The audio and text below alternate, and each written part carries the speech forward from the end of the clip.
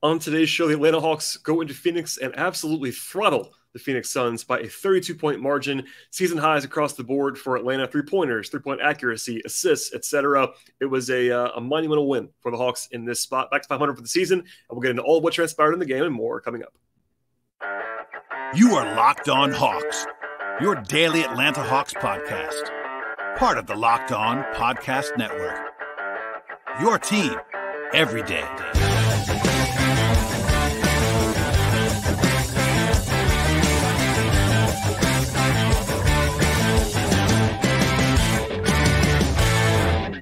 Hello, friends. Welcome to episode 1402 of the Locked On Hawks podcast. I am your host, Brad Rowland, coming to you deep into the night here on a Wednesday evening into Thursday. And today's show is brought to you by FanDuel Sportsbook, official sportsbook of the Locked On Podcast Network. Make every moment more with FanDuel. Visit FanDuel.com/LockedOn today to get started. And also want to tell you at the top of the podcast, as always, make Locked On Hawks your first listen each and every day. Check us out anywhere you get your podcasts: Spotify, Apple Podcasts, also YouTube.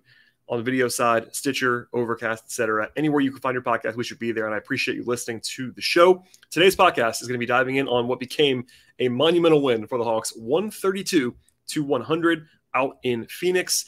And just a stunning result in some ways. Not that the Hawks won this game, because that wouldn't have been a huge shock, but the way this actually transpired, I'll give you all the numbers on it in a second, but I don't think anybody expected this kind of result. The Hawks kind of in one of those synergistic terms here. Atlanta entered this game one game below 500 for the season. Now they're back to 500 for the year, which is nice to see, of course. They also had a minus 32 point differential for the season. They've been outscored by 32 points across the first 51 games of the season.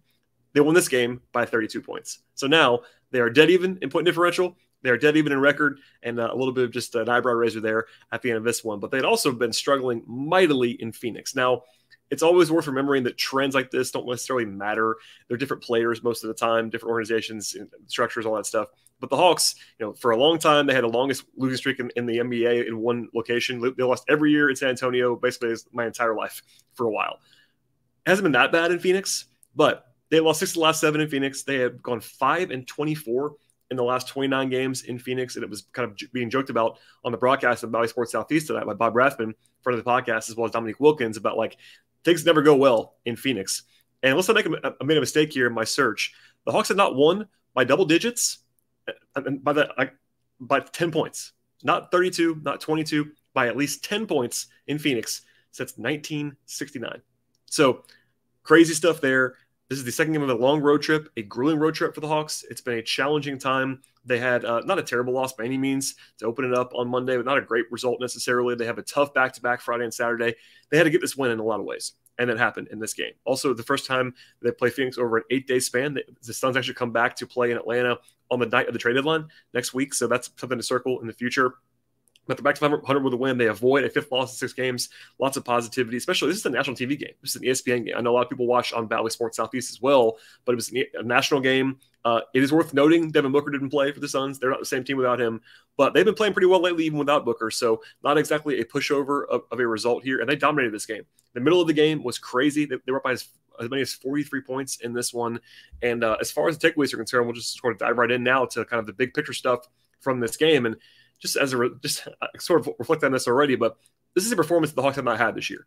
They had a couple of blowout wins against bad teams, but the true blowouts, like the actual 20-plus point results, were against bad teams only. Also, 32 points is the largest margin of victory of the season, regardless of opponent. Also, their largest margin of victory since November of 2021. So, more than a year, it's this kind of blowout result. And to have it come on the road against a very spunky, decent team in Phoenix is pretty impressive. And yes, Phoenix without Devin Booker is not great, but they're not bad. This is not Detroit. You're not playing Houston here. And this is a game that was, again, over by the middle of the third quarter, really over, in a way that even I would kind of close the book on as someone who's skeptical of that stuff. And it happened because the middle quarters were just absolutely dominated by Atlanta. It was 76-44 in the middle 2 quarters, second and third quarters of this game. This is no garbage time. Obviously, there was a garbage time in this game. Most of the fourth quarter was garbage time, but this is a competitive portion where the Hawks beat the Suns by 32 points over a 24-minute sequence. The Hawks shot 62% from the floor in that stretch. They're 10 of 15 from 3 with 17 assists and 5 turnovers. And we'll get into the offense now because that's obviously the headliner. I will say, though, before we come back to it, the defense was also good. It was not just the offense in this game. But the big thing is the shooting for Atlanta was just off the charts. They had a 136 offensive rating before garbage time happened in the fourth quarter. And again, the headliner of three-point shooting. The Hawks set new season highs in three-pointers and three-point percentage. They came into the night having their season high be 16 threes. That's a pretty modest figure, and I've ranted and raved for a while about the Hawks not taking enough threes, much less making enough threes. But they shattered that number with 19 makes in this game. They only missed 14. They shot 57.6%. That's also a season high for Atlanta. So they were getting them up. They were making them. And this is early and often. I'll probably come back to it later on in the podcast as well. But Atlanta, I thought, made it a point to take threes, and I'm encouraged by that. Obviously, it's a one-game sample size. Maybe they'll take more mid-rangers and frustrate us all again later in the weekend. But Atlanta was taking more threes. It was effective. 10 different guys made a three for the Hawks in this game. That is not a normal thing for any team, much less the Hawks. They also set a new season high with 32 assists. The ball was moving. The Hawks now, I believe, are 16 and 7 on the year with at least 25 assists. Now, that's kind of a stat that's kind of cherry-picked because usually when you have more assists, you're going to be scoring more. But the Hawks, when they move the ball, are more effective, and a season high in assists tells that story in a pretty big way. And the crazy thing about this is they weren't bad at anything offensively in this game, but they didn't shoot a crazy number on twos. They only took 11 free throws. That's a very modest, even like well below average number. They just shot that well from three in this game. It took a lot of threes, and they also had 12 turnovers. That's a good number compared to 32 assists. So it wasn't like they were crazy anywhere else, but three-point shooting was obviously quite effective. And beyond that, though, the bench was ridiculously efficient in this game. The four rotation guys who played real minutes off the bench in this game were Bogdanovich, as you might expect, Okongwu, AJ Griffin, and Jalen Johnson. And those guys combined to shoot 17 of 24 from the floor and 8 of 12 from three. They were on the floor alongside DeJounte Murray in a huge run second quarter. They opened the game up a little bit. They were on the floor again late in the third. That was a very, very solid unit. And look, I've talked about this a lot in recent days and even before that. The Hawks this year have terrible numbers with Trae Young off the floor, I should say, and DeJounte Murray on the floor. And in this game, they cruised with that lineup. It was very effective. They were athletic. They were playing the young guys together in AJ and Jalen. Okongwu played very well. DeJounte's been great recently, so a lot of good mojo there, and the bench was really good. And 46 points between those four guys, and none of them played a ton of minutes either. They were just that efficient and that productive. And I thought they did a good job, generally speaking, in picking on Phoenix's weaknesses defensively. And honestly, Chris Paul, who's a legend, first ballot Hall of Famer, etc., he was getting picked on in a big way by Atlanta in this game. And I heard Neek say this. I heard some fans talking about this as well. Like, why is he guarding DeAndre Hunter? And I understand because Chris Paul is like 5'10", and DeAndre Hunter is not. But if you watch Chris Paul recently, he's lost a step or two quickness-wise. So when you're Phoenix, your options with Chris Paul are you can't take him off the floor because they don't have Devin Booker. So he has to guard somebody on Atlanta's roster, and the other options are Trae Young, no thanks, or DeJounte Murray, who's been playing like a star the last 10 games or so. So I get why they did it. It didn't work, and the Hawks were, I would say, very effective in picking on Chris Paul throughout the game. Defensively, as I said a second ago, they're really good in this game, honestly. It wasn't like the Hawks were only one-sided. They held the Suns to an 88 offensive rating in the competitive-ish portion, the non-garbage time portion of this game. I will say, in my typical on-brand fashion, I have to at least note this as a somewhat explanation for why 4 of 28 from three.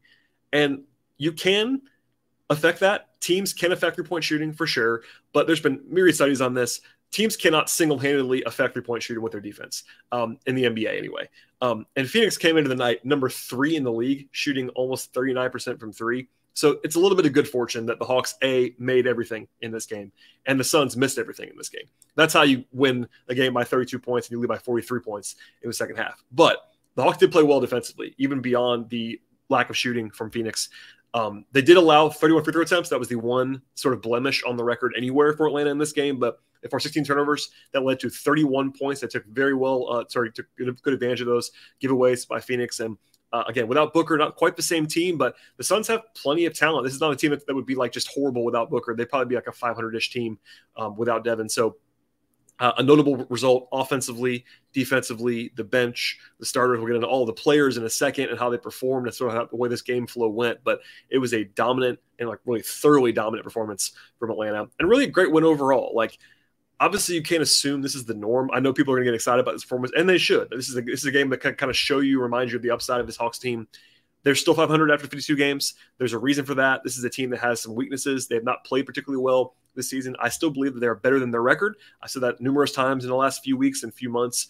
But this is a pretty brutal road trip, and getting any win along the way here is nice. I've said before they left, like even 2-3 would have been a perfectly acceptable number, which no one loves that. I get that. But the Hawks should be underdogs probably in at least 4, if not all 5 of these games. And they were underdogs in this game, albeit very small underdogs, but still they were. So getting a win of any kind is huge. Getting a blowout win when, by the way, they got to rest Trae, and they got to rest Clint, and they got to rest John, and they got to rest DeAndre the entire fourth quarter.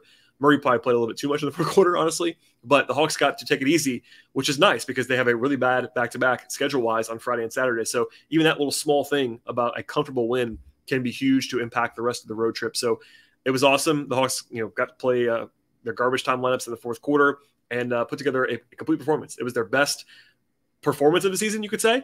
I'm not sure it was their best win. Like, I'm not sure. It's kind of semantics. It was their biggest blowout, it was the biggest margin of victory, and they did it on the road against a decent team. So that in itself is pretty impressive. You could argue on behalf of some wins against better teams probably than a Booker-less Suns team, but the way they did it and just dismantling the Suns in the middle of a road trip is notable and impressive, and not a whole lot of negativity to be shared on this particular night, even in the midst of a weird season for the Hawks. A one-night bit of awesomeness. Everybody seemed to be in a great mood after the game as well. All right, we'll get into how this game actually transpired, game flow-wise, how it started, how it sort of took off in the middle, how it finished, and at the end of the show, we'll get into the individual player breakdowns as we always do on the podcast. But first, a word from our sponsors on the show today. This year, you only need one app at your Super Bowl party, and that app is FanDuel, America's #1 sportsbook. We're very excited about FanDuel as a new sports betting partner for the Locked On Podcast Network. If you're new to the party with FanDuel, that is even better. They have a ton of great features that make sports betting both fun and easy. Download FanDuel now. You can bet on Super Bowl 57 with no sweat first bet and get to $3,000 back in bonus bets if your first bet doesn't win on FanDuel. FanDuel has all kinds of betting options. That includes money lines and point spreads and totals, even bet on who was going to score the first touchdown in the Super Bowl. And it's also like an awesome matchup beyond all of that. The Chiefs, the Eagles, the top 2 teams in each conference, and quarterbacks, Patrick Mahomes, Jalen Hurts, etc. Could be a lot of fun to watch all of that with these stars all over the place on these 2 rosters. And the FanDuel Sportsbook app is also the best place to possibly wager on this game. It's safe, it's secure, it's easy to use, and best of all, get paid your winnings instantly at FanDuel. Join FanDuel today at FanDuel.com/lockedon to claim your no sweat first bet on the Super Bowl this year. That is FanDuel.com/lockedon. Make every moment more with FanDuel, official sportsbook of the NFL. All right, so we'll dive in now to some more detail of how this game actually flowed. And as I said before, Phoenix has been playing pretty well recently, even without Devin Booker. They won 6 of the last 7 games. They are 7 points or so worse per 100 possessions, like net rating-wise, without Devin Booker on the floor. That makes sense. He's an awesome player. And they were also missing Cameron Payne and Landry Shamet in this game, whereas the Hawks were at full strength. Trae Young, of course, returned and played well in this game after missing Monday's game, and the Hawks had that clean injury report that they always definitely love to see.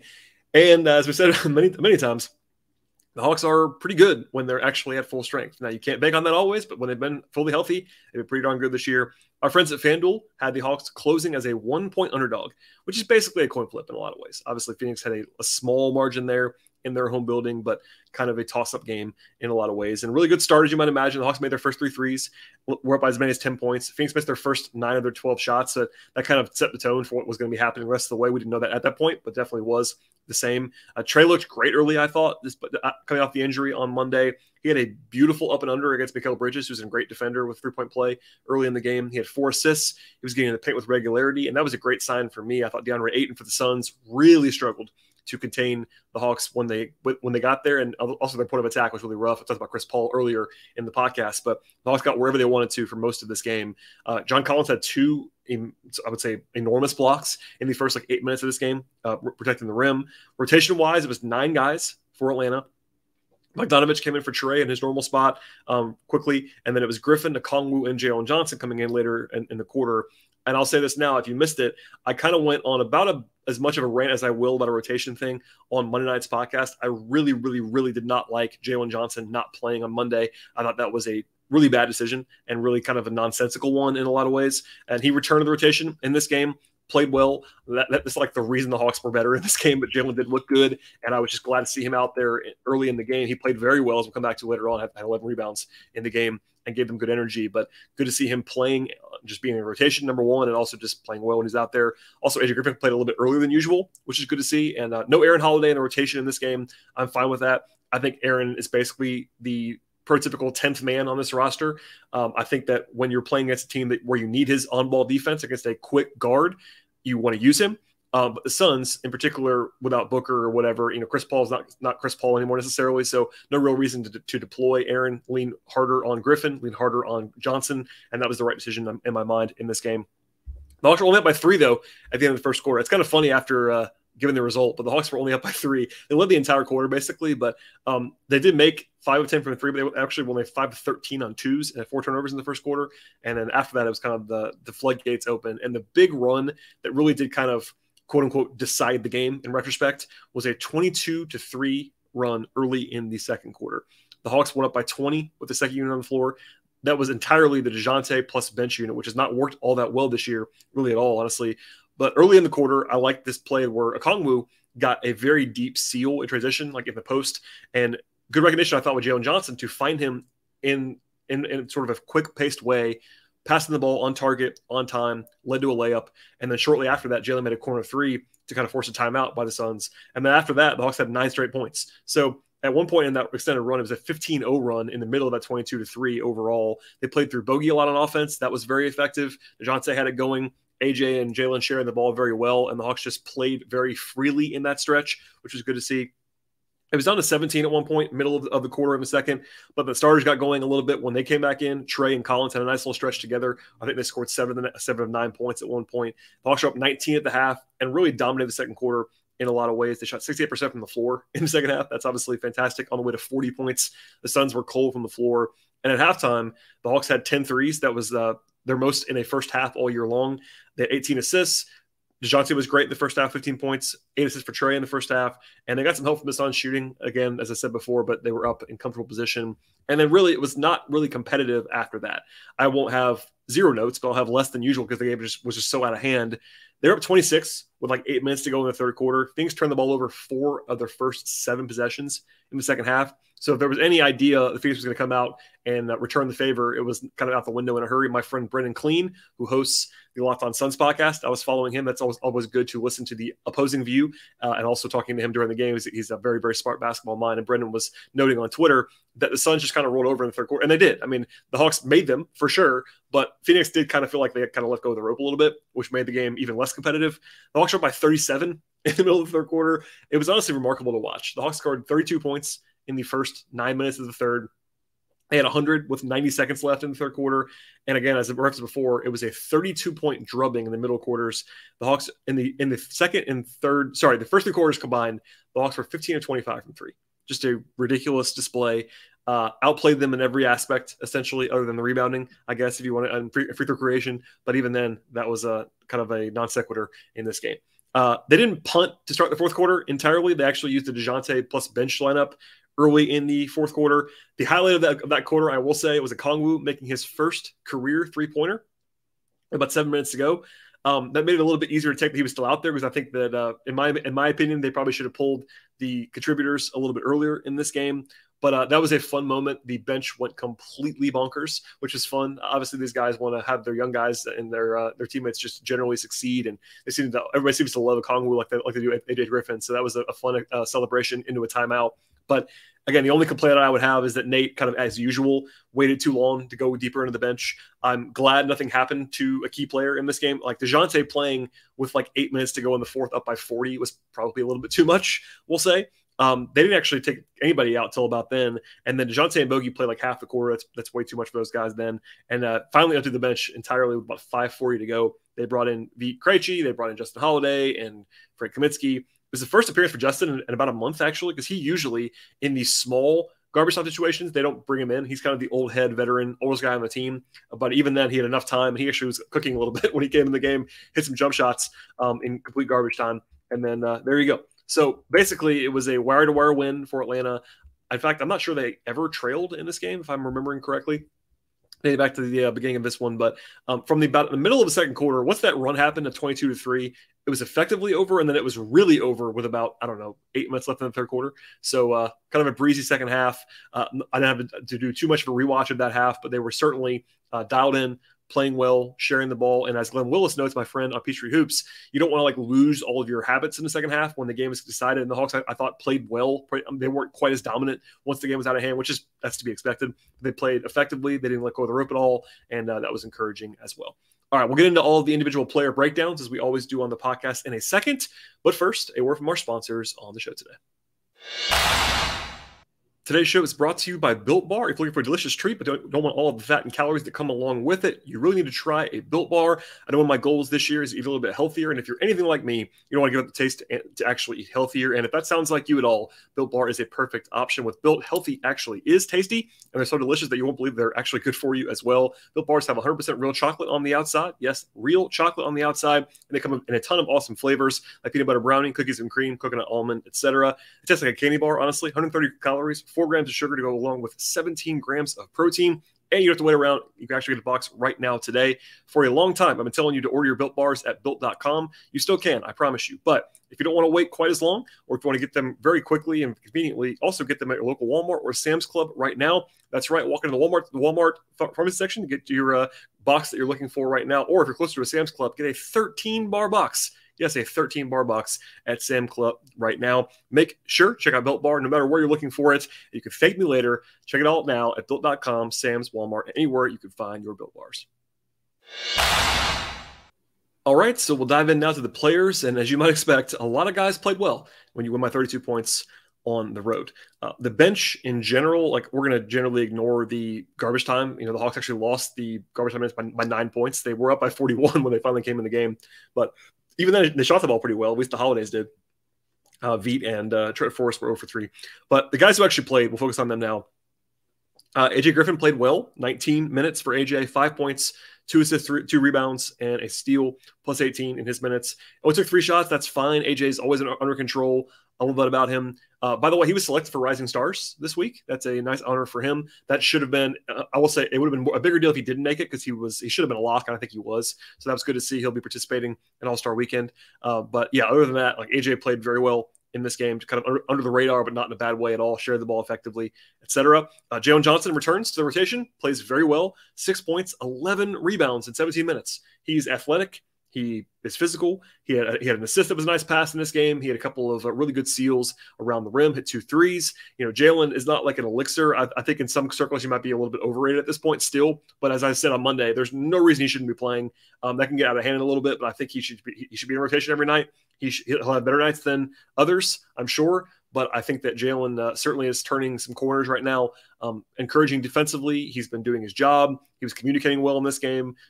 Definitely part of the general like backline communication effort. So definitely good to see that out of Jalen, and I'm encouraged by what I saw tonight, especially after what I'm sure was a frustrating DNP for him on Monday. To get back out there and not have that affect him at all and play very well in this game was positive. Okongwu was perfect from the floor. He made all 7 of his shots, including a 3. Again, his first career 3-pointer in this game. 17 points in 20 minutes. He was plus 24, 2 blocks and a steal. He was very good in this one. I think both Capella and Okongwu took it to DeAndre Ayton, which is good to see. Ayton is not my favorite archetype of a player. Like he's kind of soft on defense in a lot of ways. But anyway, the Hawks took it to them on the interior. I thought Okongwu was very good in his minutes. Bogdanovic played well as well. He had it cooking a little bit. Had 18 points on 10 shots, hit 4 threes. It's a reminder, as I talked about this with Tower Jones on this podcast about a week ago now, but Bogey does unlock some ceiling for the Hawks. I know he has been frustrating this year. I pointed out a lot that his defense is not good. His movement with his knee is not great. But when he's got it going on offense with the shooting and even the playmaking, in the second quarter, the Hawks were kind of using him as a de facto point guard in a lot of that run. Now, Murray's on the floor, obviously is their primary initiator, primary creator, but Bogey is an effective secondary ball handler. That's one of the reasons why he's been so important to the Hawks the last few years when they didn't have DeJounte. It was that he was kind of the number 2 behind Trae in shot creation, and he can do that a little bit. So it was good to see him play well in this game also. The starters were pretty quiet other than, the guards were excellent, but John Collins had a quiet game. He didn't play that much, 24 minutes. That's totally fine. Had 3 blocks, had 9 points hit a 3, had 2 rebounds, just kind of, he was fine. He didn't do anything great or bad. The blocks were very impressive, but he didn't have to do much. Same with Capella, 9 points, 10 rebounds in 22 minutes, had a steal. He missed a couple layups, which is, of course, the Capella experience, but I thought those guys played well. They didn't really have to do a ton on offense. Hunter, early on was really going at Chris Paul effectively, as I talked about earlier, but 15 points on 9 shots is effective, 5 rebounds, had a steal. I thought he was under control. He wasn't pressing too much, which you can kind of, that's one of the dangers of being kind of ISO heavy and matchup heavy, is that a guy can get going and kind of press a little bit. I thought Hunter was under control, getting to his spots, making those little push shots, getting to the rim, posting up on the smaller player. He's been shaky the last couple games offensively since he came back, but this is one where he was very efficient, and defensively he is just so valuable for this Hawks team up and down the board. And then Trae and DeJounte were both very good in different ways. DeJounte was plus 40 in this game. Obviously, he was on the floor for the 2 big runs with the bench, but 21 points, 8 assists, 6 rebounds, 1 turnover for DeJounte in 30 minutes of play, 4 of 7 from 3. And here's a crazy stat for you. DeJounte Murray in the last 11 games, DeJounte is shooting 45.5% from 3-point range. Now, if you follow DeJounte Murray's career for any length of time, you will know that is not sustainable. I'm not picking on DeJounte. He has not been a great shooter in his career. He came into the night with a career 33.9% three-point margin. Last 4 years, since he's kind of taken more shots, it was up to 34%. So I think he might be more of a true talent, 36% guy, which kind of worries for the season. But last 11 games, 45.5%, which kind of aligns with the Hawks offense really cooking, because Murray, if he's going to shoot like that, he's basically unguardable. So that's encouraging. Also, I would just say he's not going to do it all the time, but he definitely has been recently. So you'll definitely take it. And he's been really good. And that's not a coincidence. The Hawks have been better, sort of been able to withstand the Trae minutes when he's off the floor a little bit easier, with DeJounte having the hot hand that he's had the last couple weeks. And then Trae, 20 points, 12 assists in 27 minutes. He threw 3 for 3. That's a good sign for him. He's not been shooting the ball that well this year overall. 4 turnovers is fine, plus 21. I thought Trae was good. He took a couple of bad shots. There was one late in the first half that was a kind of a head scratcher, but other than that, he was under control. Early on, I thought he looked fantastic. He kind of set the tone a little bit offensively, just like being under control, getting in the lane, dishing to open players, and like just being awesome on offense, which is really the Trae Young experience in a lot of ways. But again, I don't think anybody played poorly for Atlanta in this game. I can't even think of a guy I could even like pick on. Like, everyone played well, and that's how you win by 32 points on the road.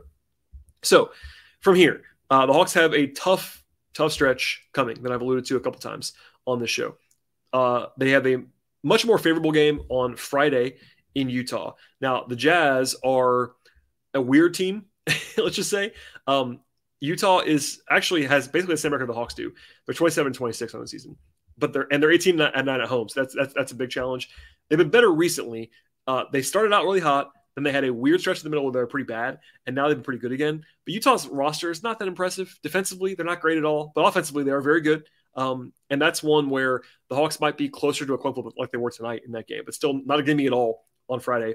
And then I would describe Saturday's spot, just scheduling wise, nothing else, schedule wise and opponent wise, as probably the hardest matchup that is possible on the Hawks roster, on the Hawks schedule this season, because not only does Utah give you a real challenge on Friday, you go from there to altitude in Denver.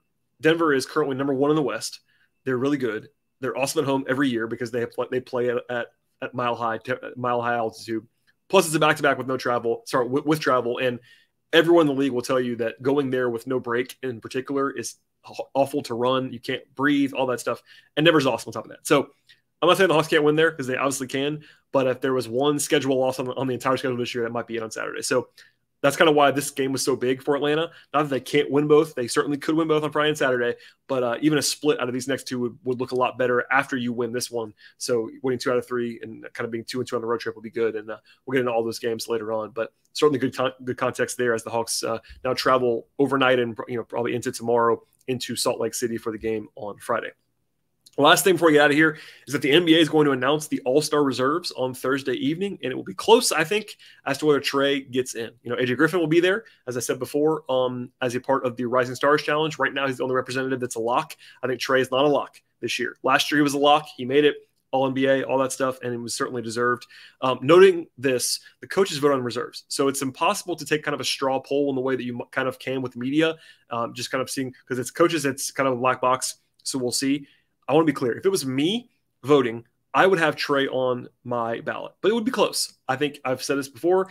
Trae is one of the 5 best offensive players in the league, probably over the last couple of years. He's been that good. This year, he's not quite been that good. He's more like top 15 or 20 on offense, which is still a heck of a player, but his efficiency's been down and all that. I think he still drives offense in a very, very impressive way. And that's why I would still have him on the roster.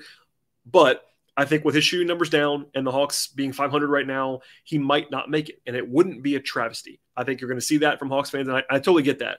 But I think Trae's on the borderline. He would be somewhere, there's 12 guys on the team. He'd be somewhere between 10 and 15 for me in terms of the Eastern Conference pecking order. So we'll see if he gets in. I don't know if he will. Also, there might be an injury replacement or two. So he probably has to be on call if he doesn't make it. But we'll see on that. I'm not the biggest all-star guy in the world, so I'm not going to be focusing on that a ton, win or lose, in terms of him getting on the team or not. But just keep that in mind for Thursday.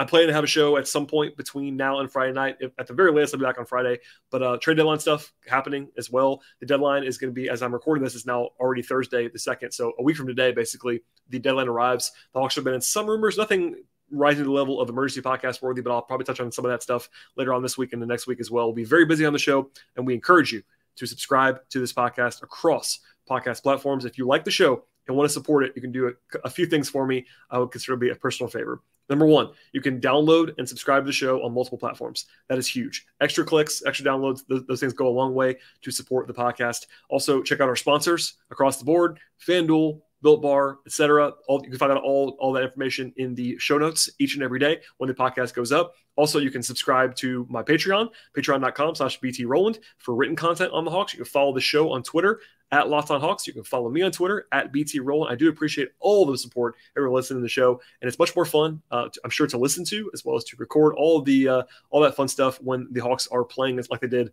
on Wednesday compared to previous games. So that's it for today. But again, please subscribe to the show. Stay tuned. We'll be back again later in the week. Thanks for listening, everybody. We'll see you all next time.